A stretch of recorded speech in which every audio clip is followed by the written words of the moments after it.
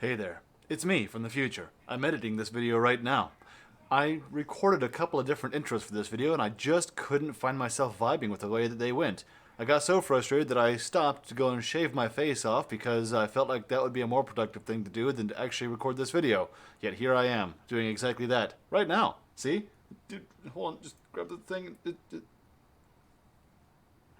So, here's my new intro. I'm selling some things. I have to make some money for the project, and I need to recuperate things. First step is to organize the garage and the shed. Next step is to put things up for sale. You're going to see here a little bit of filming, a little bit of talking, a little bit of time lapse, I guess is what you call that. I forgot the word.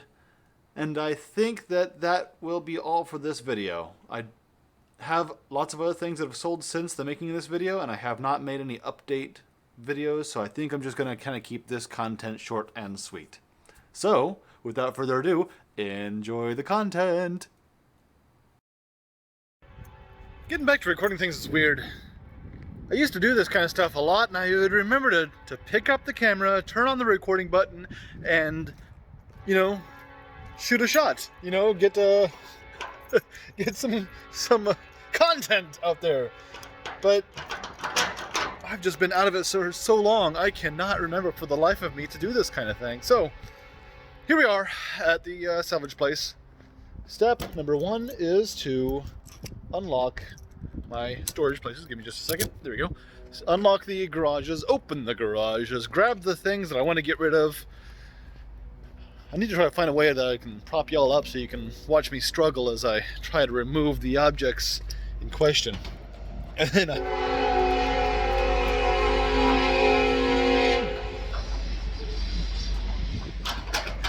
looky there.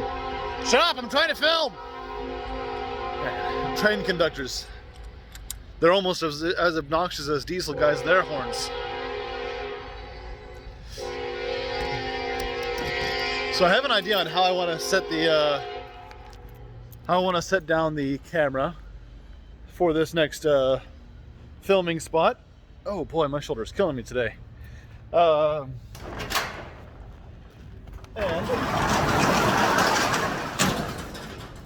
I think I'll give y'all a short tour of what I have in here and what my plans are with it. It's all very messy, so you'll have to bear with me a little bit here, but I'm going to sit down, and I think what I'm going to attempt to do is try to have like sort of a, oh, what would you call that? Like a time lapse of me moving things out.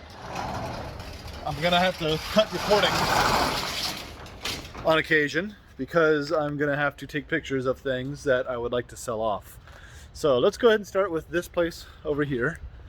I think now that we got them both open, I'm going to go ahead and flip you around and here. Okay, so this one over here, we've got all kinds of junk here. So this is a project right here. This bike is a project that a customer had given me quite some time ago. I wanted to put it together and just, I never really found my interest in it. It's a Honda 200, not a 250, it's a 200. It's just not really, I don't think it's worth my time, to be honest. I think that what I'm going to end up doing is just gather whatever parts I have. It's not all together. I have parts probably in some boxes here, or maybe a box over there somewhere. But try to just put that together. I think I'm going to go ahead and sell that away. This belongs to a buddy of mine. I need to call him and have him come and pick that up. It's in the way, and I certainly don't need it at the moment. That's where I keep all my Ford parts. Moving on. So down here I have some TTBs. These sets here, those are stock. You can definitely see the stock radius arms here. I like the design of the TTB quite a bit, but the stock platform just does not do it. Down here, looks like we have ourselves a Dana 44 for the TTB system. And then I've got a Dana 50 here. You can tell by the 8-lug setup that we got there.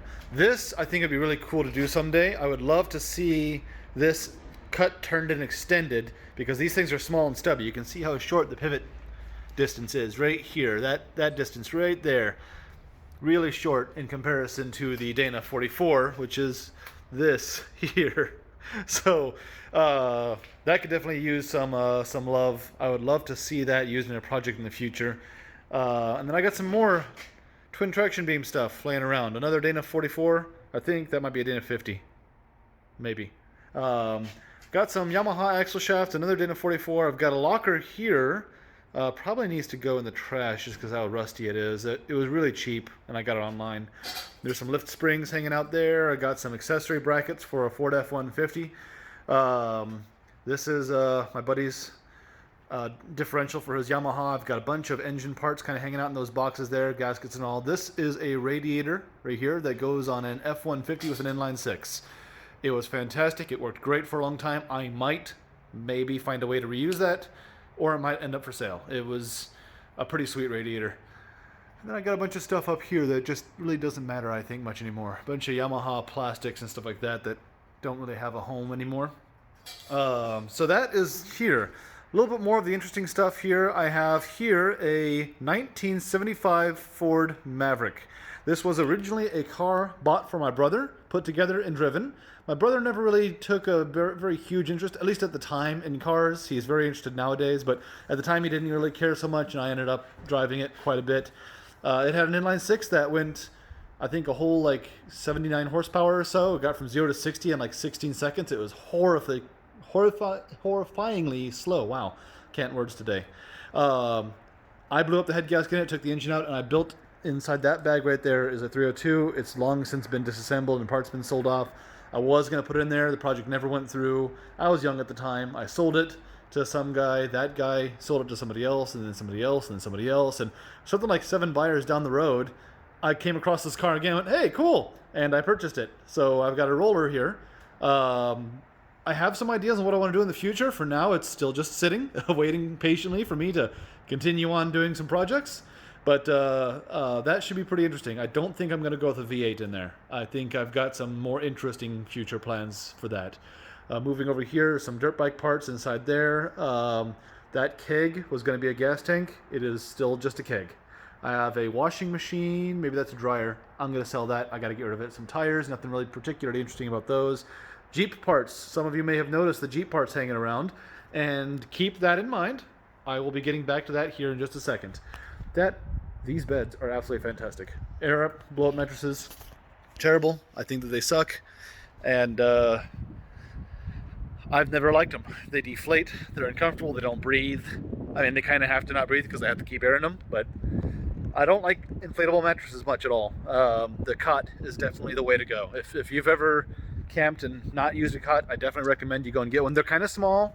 They can be a little bit uncomfortable because of their small space, but you get used to it after a while, and it breathes so much better, and you do get better sleep, I think. And they do make a double-seater cot. So for those of you who are very violent sleepers, or for those of you who have cuddle buddies, that one's for you. They can be a little bit pricey compared to air mattresses, though. So now we're inside of this place over here. I don't know how the audio is. Hopefully it's not too echoey. It doesn't sound very echoey to me. So first and foremost, bunch of air conditioning supplies. I am an air conditioning business owner myself. I'm not a very good business owner. I'm a great technician, but I'm not a very good business owner, and I'm just not great at keeping things organized in inventory. I've got some duct parts here, surplus from duct jobs and stuff like that. I've got some sheet metal hanging out just behind us, some refrigerant lines, of course, ladders. You got to be able to get up on top of things, working on there. Really nothing particularly exciting. I'm actually standing on some PVC. You know how fancy PVC is. I'm really standing on some major money here. There is the washer. So that over there is actually a dryer. This is the washer. I have no need for this kind of stuff. I am just going to straight up sell those things. I like buying stuff like that used because I'm a little bit frugal when it comes to personal luxuries. And that is just not really, it doesn't really have a place in my place. I don't need those and don't have connections for them, and so they can just be sold and gotten rid of from there. Over here is a refrigerator that a customer gave me. He says it doesn't work. I have not diagnosed it yet. I'm thinking about it because having a mini fridge would be great, but at the same time, I'm not really sure if it's worth my time because they're pretty cheap to begin with. It may very well cost more in my time than it would just to go buy a new one. I got some Ford parts here. Here's a hood. There are some fenders right over there. We got ourselves a cowl. I got myself a bigger radiator shroud. That was for a project that I was going to do. I've been working on kind of turbocharging a Bronco for a little bit now. I have a great idea on how to get that done because, of course, you need to cool the intake charge, and you turbocharging guys know. And I was going to take advantage of the F250, 350 stuff. Let me go and turn so you get better lighting. There we go. Stuff to turbocharge a Bronco, gas-powered Bronco. So if I'm doing this, I keep on saying if. Since I'm doing this Ultra 4 thing, I have to abide by those rules. The Bronco was not turbocharged from the factory, and so I can't add a turbocharger, unfortunately. So that idea is kind of down the, kind of tossed on the wayside there. It's not useful anymore.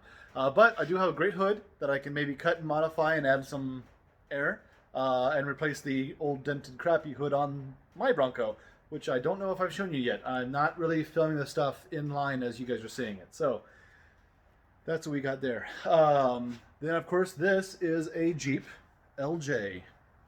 Go ahead and get over here. You can maybe see a little better. I don't know how much you can see there. Yeah, so I got a Jeep LJ. This is a 2006. It was in a car accident. The people who took it apart took it all the way apart and used it for whatever projects they had, and then I bought it. I am planning on something special with this thing. I don't know if I should say too much about it as of yet. That may very well change. There we go. Got to get some better lighting. That may very well change. I'll go and move this way so you can see the body too while I'm talking at you. So I've got some plans for it. However, if I'm doing the Ultra 4 thing, I've got to focus on that, and I think that I'm going to toss that project out. So if you or anybody that you know is interested in a Jeep body, I have fenders, I have the grill, I have the hood, I have the tailgate that goes in the back over there. I've got all kinds of stuff. I think I've got some body pieces laying around. It's basically just a full body, minus the doors.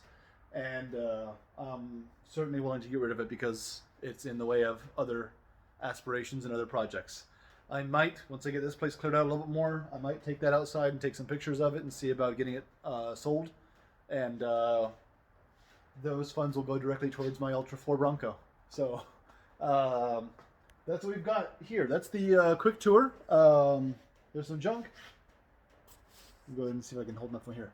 This here is a 13B Renesis engine and transmission. My brother, as I was saying from your side when we were over there, recently got into cars.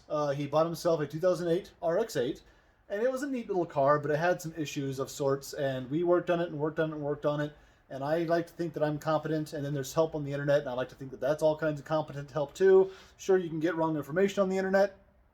We're aware of that, and we took all of our information with a grain of rice. A grain of rice. Wow. A grain of rice. I could not have said that any worse. A pinch of salt. Wow. But we also had to salt and pepper that information, as well as season it, bake it, chill it, store it. We had to wash it down with a bit of water, beer, whiskey, wine, whatever we could use to ease the pain, and it still doesn't work. My brother has since lost interest in the project because it was slow, it was expensive, it was complicated, it was not a good beginner car, and he's certainly a beginner. So he's rid of that car now, which means that this engine is junk. It's useless. Even worse yet, he had a buddy of his come over here to test this engine, and we found out, because I hadn't checked it myself, this engine is seized, which means that I have a paperweight sitting on my garage floor right now. So that's not very much fun. So I keep on staring at the screen and not at the viewfinder here. Next up, and this is maybe a little bit interesting for you tool guys, this is my engine hoist. I picked this up from my dad long ago, and I have no idea where he picked it up from, but it's been in our garage for a long time. I wouldn't quite say it's a family heirloom. I don't think that he or I really care about it that much, but we're both cheap, and so we're not really gonna go and buy one if we don't need one. This one has had better days, and it probably should be replaced, to be fair. But here's a great upgrade for those of you who like to modify your own tools, and I highly suggest that if you have an engine hoist with a 2-ton or an 8-ton bottle jack on it, that you do this, because it is just an absolutely wonderful modification. This is the air-driven long ram from Harbor Freight. It costs about $80, plus tax, and you can attach this hose right here to an air hose, like on your air compressor, and you get an air-operated engine hoist, so you don't have to sit there and pump forever and a half. Really makes it operate fantastically well. As a little bit of a disclaimer, this thing had a 2-ton jack on it. I put an 8-ton on it, which is probably way stronger than this actual engine hoist can handle, so do this modification at your own risk. I am not responsible for any goof-ups, except for my own. So if I end up pulling an engine later on and the engine falls on me on this YouTube channel, then you now know, be a little more careful. So that's what we got. And then I've got a winch right here. One of the most important off-road things. It will be going back in the Bronco. I had originally attached it to that Bronco, but I attached it in just the most redneck, lazy way I possibly could because I was in a hurry to get to an off-road event that I ended up missing anyway. So, oh wait, no I didn't. No, I actually got a chance to use this. That was good. Good. So, that is everything about that. I am going to grab myself that dolly that was over in that storage area over there, and I'm going to start moving parts out and onto this trailer. I've got an engine 302, 300 inline-6, and I've got this Renesys engine over here, all of which I'm just going to pull on out and set over here. I'm going to have to do some good wang jangling, I think, to get this all out of the way. So I'm going to set you up. I'm going to, if I can, I'd love to see if I can get you on the charger. And I'm going to set you up to view the garage, and I'm probably going to time-lapse that until it's time for me to take pictures of things. So ain't nothing to it but to do it, right?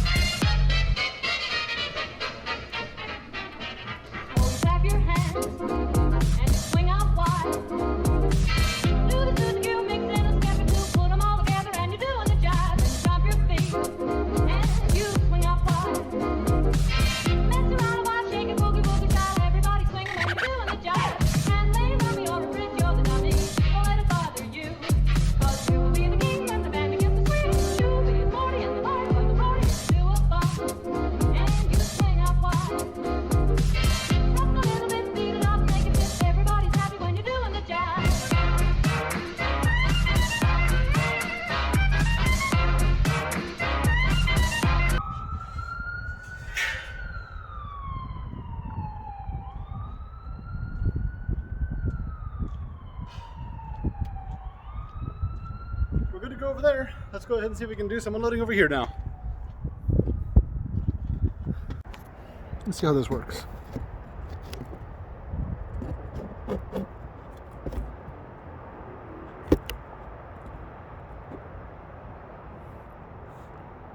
Good.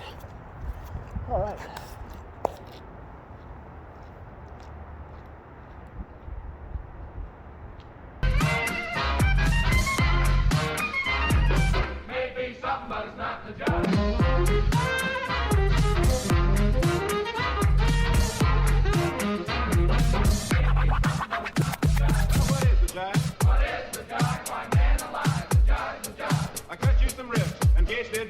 Now just what else are we supposed to do? Take it cool now, Texas. Give me a chance. See, you're all mixed up because the jive's a dance. Well, tell me some more. I'm a suck egg mule. Well, put down that horn. We'll have dancing school. Clap your hands. Swing out fine. Soon the mule makes it. Step two, put it all together and you're doing the jive. Stop your feet. Swing out fine. Dance around a while, shake it, boogie, woogie style. Everybody's swinging when you're doing the jive. You can't play rummy or twist your tummy. Don't let it bother you. Cause you'll be the king when the band begins to swing.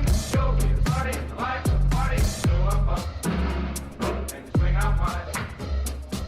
Talk a little bit, beat it up, make it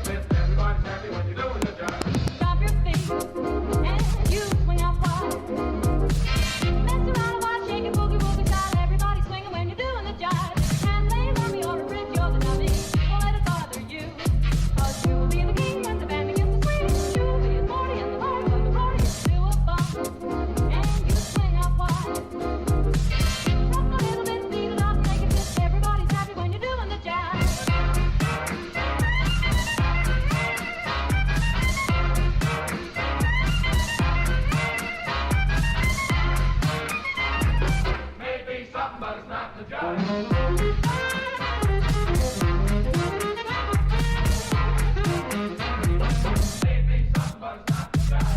the jive? Why, man alive, the jive, the jive. I cut you some ribs, and Gates did too. Now just what else are we supposed to do? Take it cool now, Texas, and give me a chance. You see, you're all mixed up because the jive's a dance. Well, tell me some more. I'm a suck egg mule. Well, put down that horn. We'll have dancing school. Clap your hands. Swing out wide. Soon the mule takes in. Step the two, put it all together, and you do it the jive. Stop your feet. Swing out wide.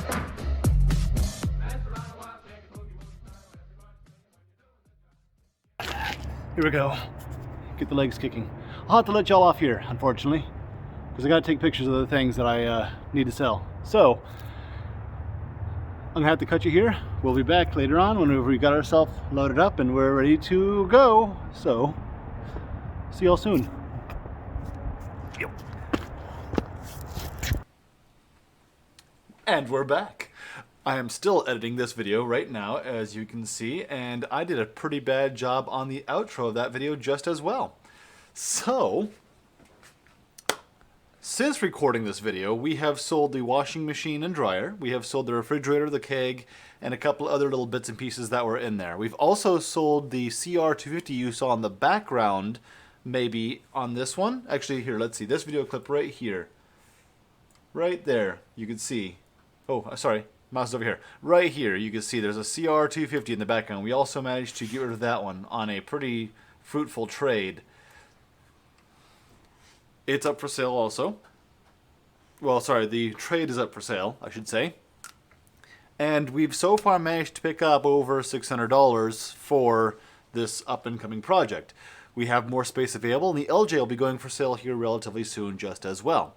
All of which, relatively interesting, super interesting, somewhere in between, maybe not even close. That's all up to you to decide. This is where we're going to end this video. If you want to see more, here soon we're going to go ahead and start building a truck and hauling things on over and getting ourselves ready to start getting ready, because that's what you do. Anyway, thank you all so much for watching. Be sure to like and subscribe and share if you like. It'll help the channel grow, and that will help me get monetized so that I can yet even more improve on this whole quest to the hammers. Thank you very much, and we will see you all in the next video.